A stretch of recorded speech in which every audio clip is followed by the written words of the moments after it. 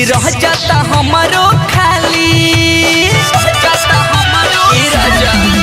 रोता रे बिंदिया बाली से जी रह जाता हमारो खाली डोना इतना सितम घरे आजा बहलम उठा लाली कसम घरे आजा बहलम उठा लाली कसम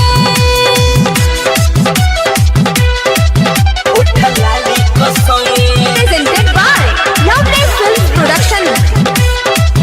उठा लाली कसम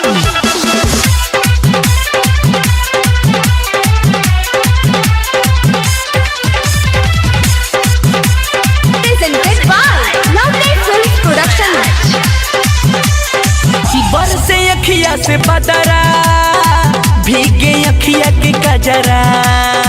हमके छोड़ी के घर में रहेला राजा जी बहरा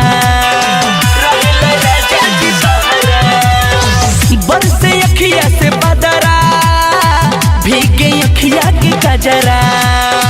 हमके छोड़ी के घर में रहेला राजा जी बहरा ऐसे ना पावन हो घर जल्दी पियावन हो छछन हटावे उठावा के लाली गाली देवे लकनवा के बाली छछन हटावे उठावा के लाली गाली देवे लकनवा के बाली कुके करे जहरदम घरे आजा बहलम उठा लाली कसम घरे आजा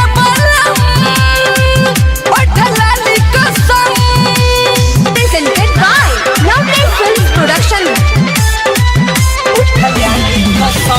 Presented by Lovely Films Production.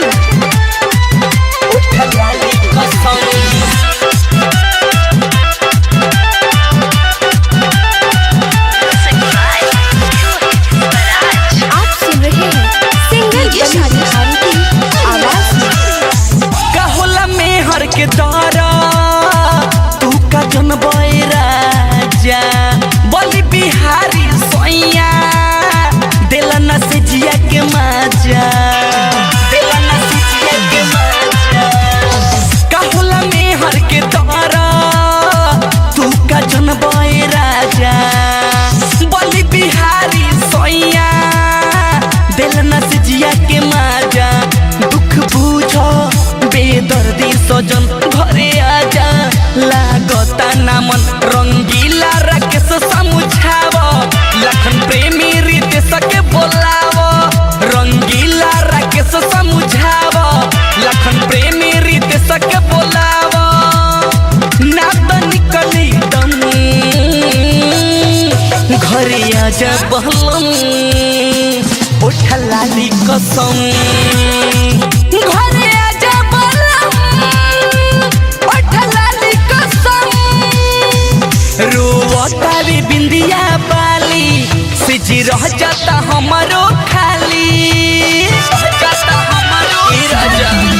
रोता रे बिंदिया बाली से जी रह जाता हमारो खाली डोना इतना सितम घरे आजा बहलम उठा लाली कसम घरे आजा बहलम उठा लाली कसम। Lovely digital recording studio Kalibagh Bettiah. Mobile number 88 095 65 609।